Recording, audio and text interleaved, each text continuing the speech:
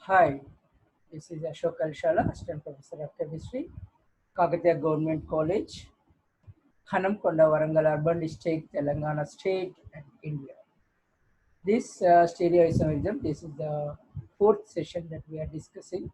In this fourth session, before going to the stereoisomerism, fourth session, let us see what we discussed in the earlier sessions. Geometrical isomerism. We discussed in geometrical isomerism what is Stran's isomerism and what is EZ nomenclature, how to denote this EZ nomenclature to the given compounds. And other one we discussed is optical isomerism. What is optical isomerism? What is the root cause for the optical isomerism? What type of compounds undergo shows this optical isomerism? Then we discussed about what are the diastereomers, what are the enantiomers we discussed in the previous sessions, and this optical isomerism is continued in this session also.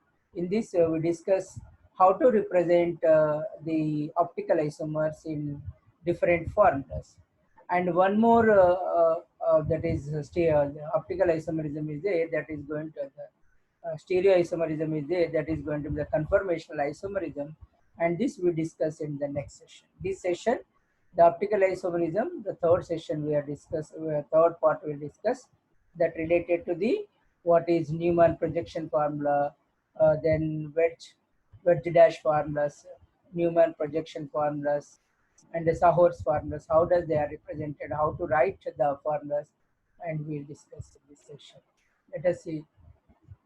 In this optical isomerism, we're going to discuss about how to represent flying edge or wedge dash formula, then representation of Fisher projection formula, then other one is the representation of Sahor's formula, the last one is a representation of Newman projection formulas. Here, what I want to say is that generally the optical isomers are represented in these forms. And let us see what is this different. Let us take the first one, representation of flying wedge or wedge dash formula. What is a wedge dash formula? How to write for a given optical isomers this wedge dash formula. First, let us see. This is going to be the now see the flying wedge projection is the most widely used three-dimensional representation of a molecule on a two-dimensional surface. This kind of representation is usually done for a molecule containing chiral center. In this type of representation, three types of lines are. Actually, the optical isomers are generally represented in a three-dimensional, but on the paper we have only two directions, either x, y. Three-dimensional means x, y, and z. Here, how to represent, how to show this three-dimensional structure in a two-dimensional on on a plain paper. And what I mean to say, generally the flying wedge projection or this wedge dash formula contain mainly three lines. What are those three lines?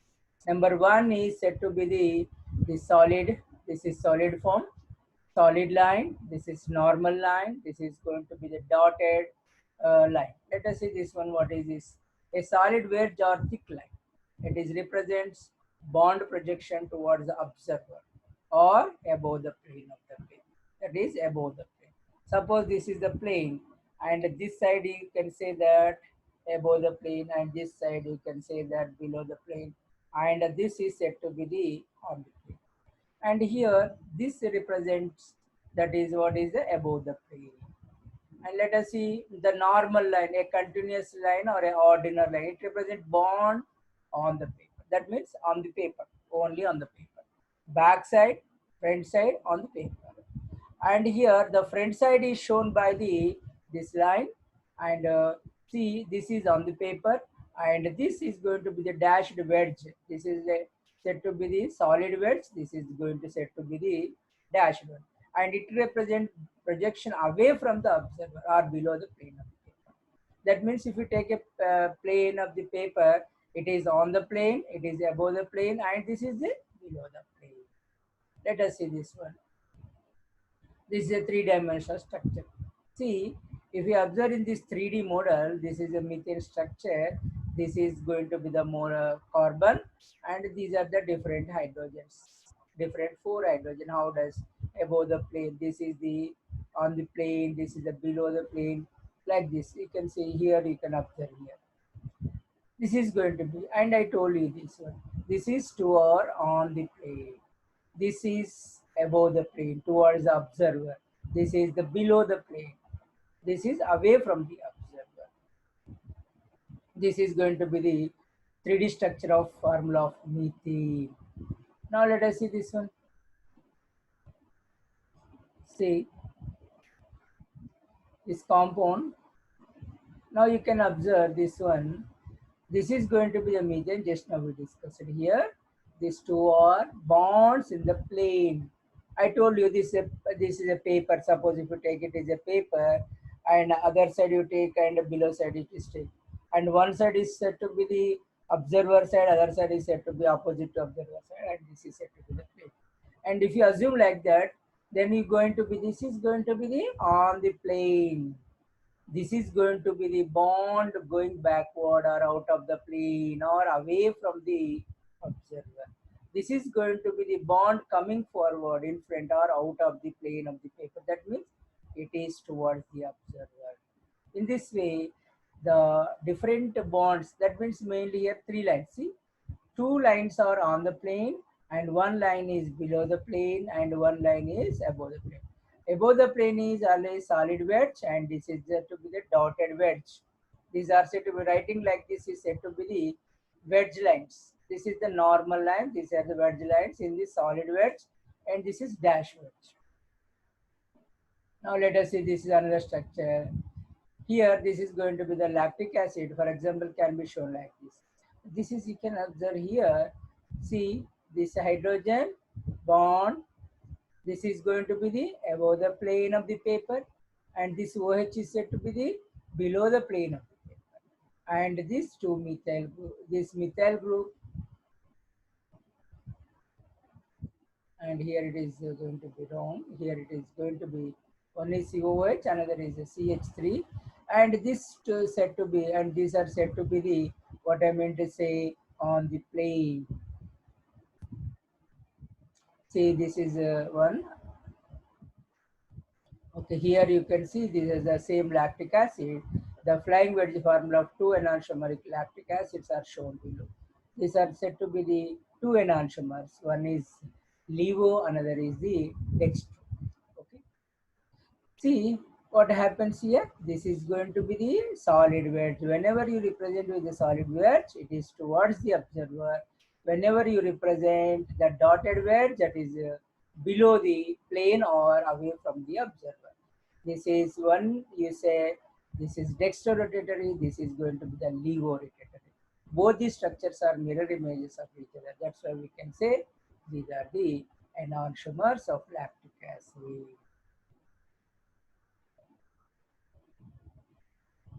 See, this is another one. See how to write actually the representation. What will be the wrong and what will be the right. The skinny needs of the wedge a bond, and the dash bond points towards the chiral carbon like this. The point must be towards the chiral carbon, not like this. This is going to be wrong. Only the pointing, the wedge dash or wedge dash or wedge solid. This is wedge solid line, this is wedge dash line. They must be pointing towards the chiral carbon. And writing like this is the correct one, and writing like this is going to be the wrong, because the pointing is towards the atoms. That's why we must take care about while writing the wedge dash formula. That is, the wedge dashes or wedge solid must be towards the chiral carbon. Now this you can see this is going to be the, can you identify, consider the following wedge dash notation of an organic molecule, and see this is going to be the, these are the two normal solid line, this is the dash, this is wedge solid, and this is wedge dash. Now which of the following statement is correct? If all them are correct, then select all. If none of them are correct, then select none. Here I wrote these things, whether all these are correct or not. Let us see. The two carbon hydrogen bonds, this is 2, and represented by solid, lie in the plane of the screen. And another one is a carbon chlorine bond represented by dash is going back behind the plane of the screen. The carbon fluorine, this is going to be fluorine bond represent coming out of the plane of the screen. Among these three, which are correct or which is not correct? Can you guess? Can you guess it? Which is correct one in this? Either this or this or this or all are correct or none of the correct. Can you guess it? Yes, you are right. That is, whatever it is represented, all are correct. The carbon hydrogen bonds lie on the plane, carbon chlorine bond plane below the screen or back that is away from the observer. This is going to be the towards the observer. Now let us see the other representation. What is other representation? Representation of Fisher projection formula. Now we discussed it now how to write wedge dash formula. Now what is Fisher projection formula to write the what is called as optical isomers? In Fisher projection, it provides an easy way to draw three-dimensional molecule on two-dimensional paper, and all the bonds are drawn as a solid lines around a symmetric carbon atom. So this is what is. This is going to be the wedge dash formula. You know, this is the solid wedge, this is dash wedge, normal. Then you press it flat, you get like this. And see, you will get like this, and this is. What you understood here, these two. One is below the plane, other is the above the plane, will be lies on the straight line, and on the paper they always lies on the horizontal line. This is going to be the vertical line, this is going to be the horizontal line. That means above and below the plane will be on the vertical line, on the paper will be always the horizontal line. The Fisher rules for showing the arrangement around a symmetric carbon. The carbon chain of the compound is projected vertically with the most oxidized carbon at the top, or place the carbon number on the top as defined by nomenclature rule. The chiral carbon atom lies in the plane of the paper and usually omitted. The intersection of cross lines represent a symmetric carbon. The horizontal bonds attached to the chiral carbon are considered to be above the plane of paper or pointing towards the observer. The vertical bonds attached to the chiral carbon are considered to the below the plane of paper or point away from the observer. See, this is going to be. See, this is going to be. This is going to be. This is towards the observer side. This is always below the away from the observer side. So that what you can write here, this is towards the observer. Here this is going to be the observer side, and this is going to be the away from the observer. This is one. And here A and B are in the vertical column. So that what we can observe is here, these are on the plane. This is going to be the one towards the observer and towards the away from the observer. You can write like this. See, this is going to be lines away from the observer. One is away from the observer. Another is said to be these are these bones. This is towards the observer. This is towards the away from the observer. Okay, now come to the Fisher projection and line dash vertical. And you observe here, you can see this one. Here, this is going to be the vertical line where these two are said to be away from the observer. And here, this is two said to be the, see, Fisher projection formula. This is, solid wedge dash. The solid wedge is always said to be towards the observer. And dash wedge is said to be the what? This is away from the observer. That is going to be the here. This is going to be the 2,3-dibromobutane. In this, the Fisher projection formula can be represented like this. That is vertical lines and horizontal lines. The center carbon, here it is a carbon, this is omitted because this is considered as a chiral center, and this will be omitted. Now let us see this. See, this is another structure. Okay, you can observe here, these are the two, this is going to be the chiral carbon, which is not represented, it is said to be the pointing. This is going to be the wedge dash structures, and this is going to be Newman projection. This is going to be the more oxidizable group, that's why it is on the top. This is, when compared to this, it is less oxidizable, that's why it is on the bottom.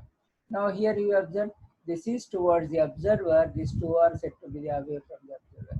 That is on the vertical lines, it is going to be towards observer. On horizontal line, these are away from the observer. See, these are the mirror images. These said to be the enantiomers. One is dextroform, another is the levoform. That's why we can write like this. This is going to be the dextroform of Newman, that is going to be the Fischer projection, and this is going to be L form, D form, and L. Here again, the lactic acid, how it is represented, you can see. This is going to be the D form. The OH when on the right side of the, that is from the bottom to the second carbon, and OH is present on the right side, then we can say D form generally, and OH is on the left side from the bottom to the second carbon, generally they are said to be the L forms. See, this is trios. Can you tell me what is this? This from the second carbon, it is OH is on the right side. Therefore, it is the D form. Now, wedge dash drawing is like this. This is said to be the towards the observer, away from the observer, towards the observer, away from the observer. I told you this is always aldehyde group is more oxidizable. Therefore, on the top, and the CH2OH is going to be the least when compared to aldehyde. This is least oxidizable. That is, it is at the bottom. And you know that these two are said to be the away from the observer, and see the OH and H, this is going to be the towards the observer. Now these are the lines. See, this is going to be the glyceraldehyde. I told you it is in the right side, that's why it is a D-glyceraldehyde. It is on the left side, it is going to be the L-glyceraldehyde. That is handedness is specified by using designation D and L. D group with the chiral center, OH group on the right, this is going to be on the right. And L group with the chiral center, OH group on the left, here it is going to be on the left. And in this way, we will give generally the DL for the, what I meant to say, earlier, but that is a sugar molecule, so we use this consideration. The OH from the top, from the bottom carbon, if we start from the bottom, the second carbon, this is going to be, if it is on the right side, when we say D, when it is on the left side, it is going to be the L conformation. And here, the vertical line is always said to be the towards the observer. This is horizontal line is said to be the towards observer. This vertical line is said to be the away from the observer. See how to convert Fischer projection into flying wedge or flying wedge to Fischer projection, whatever you can say. The vertical bonds in the projection, Fischer projection drawn in the plane of the paper.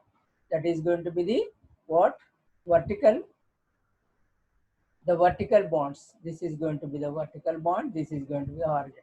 The Fischer projection always drawn in the plane of the paper using simple lines. Consequently, the horizontal bonds will project above and below the plane. And this is going to be the above and below the plane. And these vertical bonds generally we can represent on the plane here like this. COH and CH3 on the plane. This is going to be, and here these two. This is just two said to be, one is the above the plane, another is said to be the below the plane. This is going to be. And here in this way we can observe. Flying weight to the Fischer projection. This is then now we see these are said to be the above, this is above the plane and this is the below the plane. They are represented on here. One is above the plane, another is below the plane. And here this is on the plane. On the plane also, I told you more oxidizable groups COOH and CH. That means in another way we can say in IUPAC nomenclature there are different rules, the priority rules. While giving the number which is given more priority, generally represented on the top in the Fisher projection, and other will be at the bottom. See, the molecule is rotated in the vertical plane in such a way that the bonds shown in the plane of the paper go away from the viewer and our work.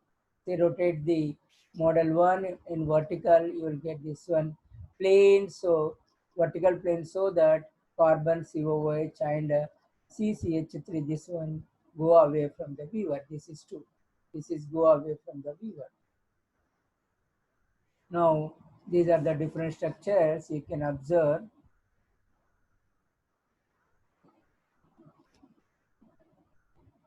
See, this you can see the different structures. The different X is the heteroatom. Here it X is the heteroatom, and this is an alkyl group. This is C, and the different examples you can see with this one. See, this is going to be the L-glyceraldehyde, where OH is on the left side. You can see it is left side. That's why it is L-glyceraldehyde. When this amine also NH2 also when at left side, it is L amines. And here this simple structure is called as L-alanine. And here it is going to be the L-serine, and it is going to be the L-alpha phenyl ethyl chloride.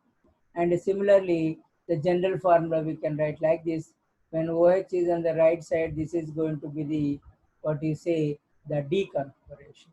This is, you can say 1,2-hydroxy, L2-hydroxy 2-methyl butanoic acid. This is going to be, this is ethyl group, butanoic acid. And you can observe this also, this is going to be the L, and this is also L. This is phenyl, that is lactic acid, phenyl lactic acid this is. And in another way we can say 2-hydroxy 2-phenyl propanoic acid. And this is going to be the mandelic acid, where the phenyl group and COOH is on the plane, and that is in the vertical line. OH and H are said to be on the horizontal line. This is going to be the mandelic acid, because it is OH is on the left side, that's why it is the L form. And here this is going to be the malic acid. Here the OH is on the right side, that's why it is called as the mandelic acid. You can observe the different structures here. And here this is going to be the hydroxy. This is, you can say that 2-phenyl 1-propanoic acid. This is going to be the, see, 2-phenyl. Here this is the first carbon, second carbon, and this first, second, and third carbon. That's why 2-phenyl propanoic acid. And now this is going to be the, in general, this is going to be the 3-methyl 1-pent-1-whole. See, this is going to be the, here 1 carbon, second carbon, third carbon, fourth, and fifth. Here because it, the ethyl is there, that's why it is pentane whole. And another structure you can see, this is going to be the 2L chloro 2D bromo butane. That means 2L chloro means L, it is said to be the L will be on the left side, whereas 2D bromo means bromine is on the right side of the, what I meant to say, on the horizontal line. This is going to be the another compound 2L bromo 2D ethyl pentane.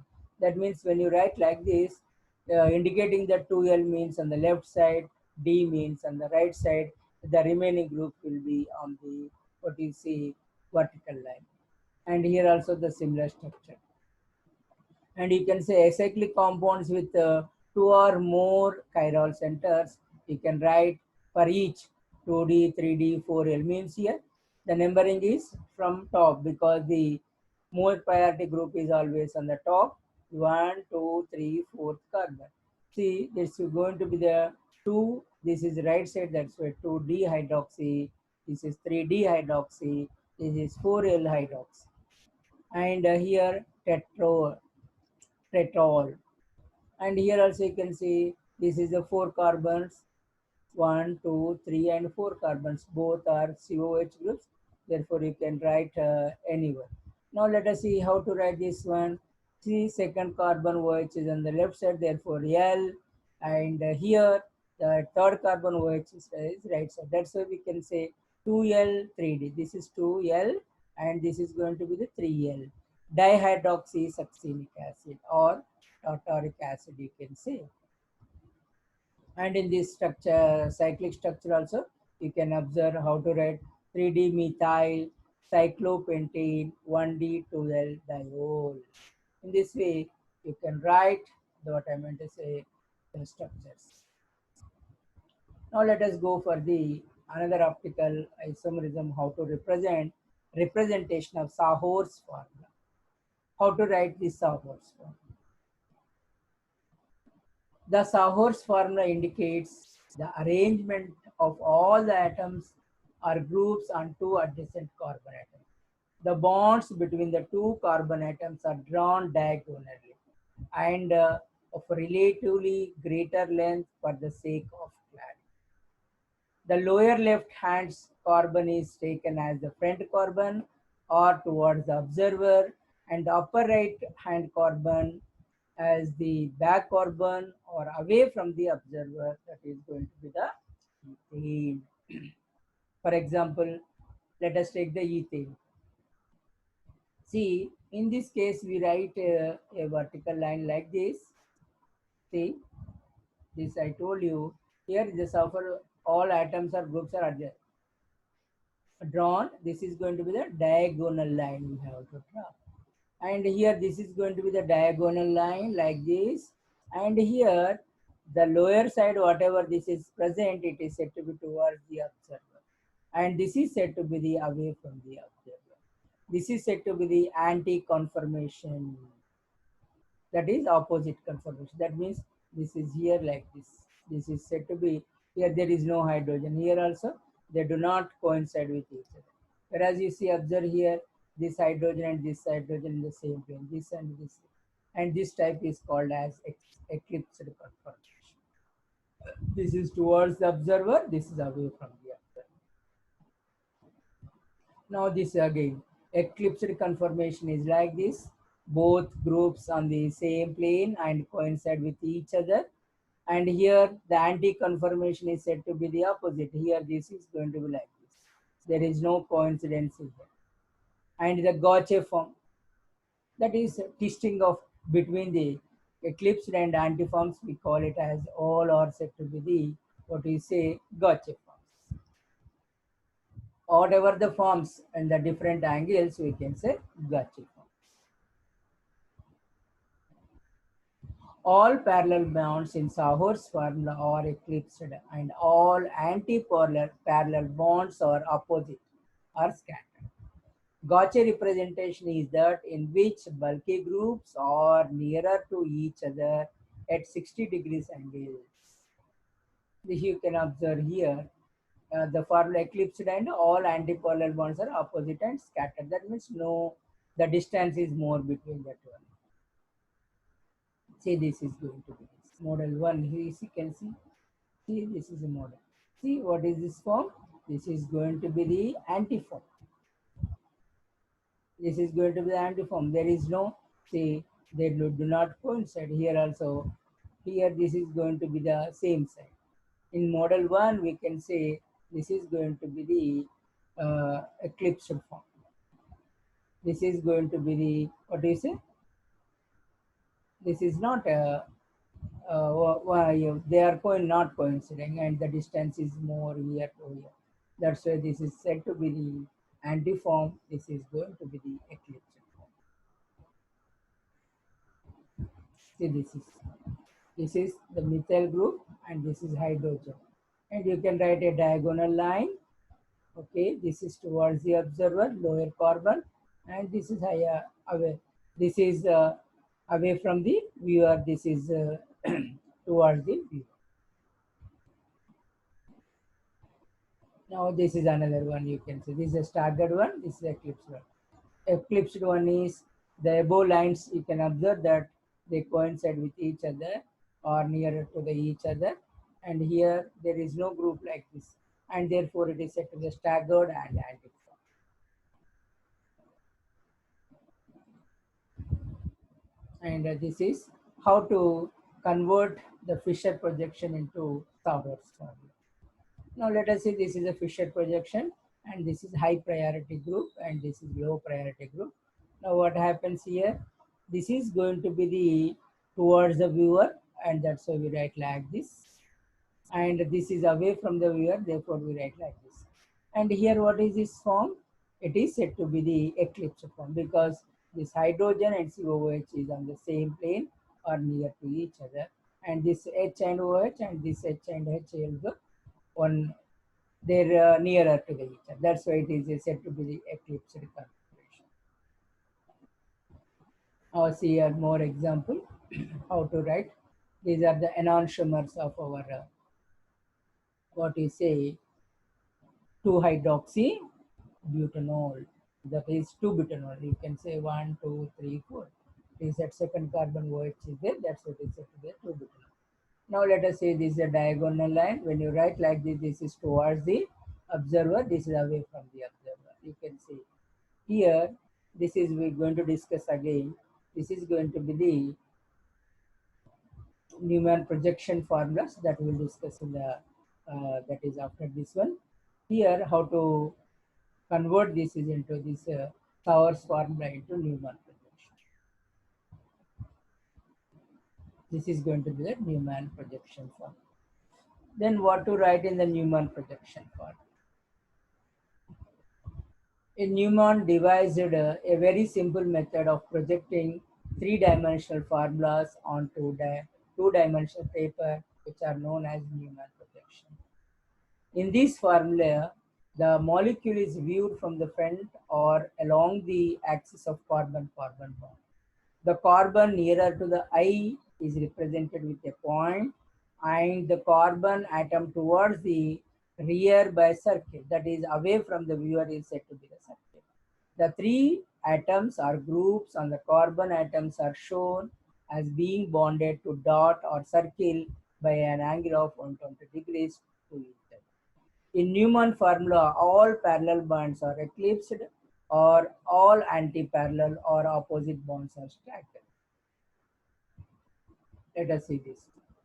See, this is a typical example. This is going to be the point, that is going to be the front carbon. The point is said to be the front carbon, and this is circle is said to be the back carbon. And the remaining, the three bonds on each carbon, the remaining three bonds is always shown in the 120 degree side. See, this is the, what is the carbon? One carbon, two carbon, and three carbon. Therefore, we can say that 1-chloropropane is its name. And here, it is said to be the staggered form. See, this is going to be the Newman projection formula, staggered propane, because here the bond distance between this, the distance or angle between this is the maximum. Whereas here in eclipsed form, the bond angle is almost zero. That is one over the other. That's why this is said to be the eclipsed form. This is said to be the staggered.